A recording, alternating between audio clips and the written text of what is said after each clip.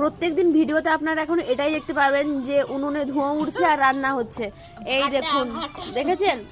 বৌদি বলছে ইট ভাটা।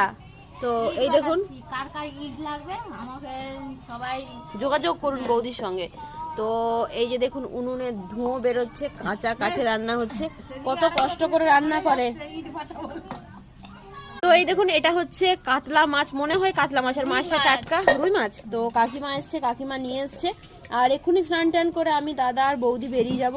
মোটামুটি ফিরবো সেই বিকেলবেলার দিক করে, খাওয়া দাওয়া করে একদম বেরোবো, নাহলে হচ্ছে আসতে দেরি হয়ে যাবে। 3-4 বেজে গেলে খেতে ইচ্ছে করে না।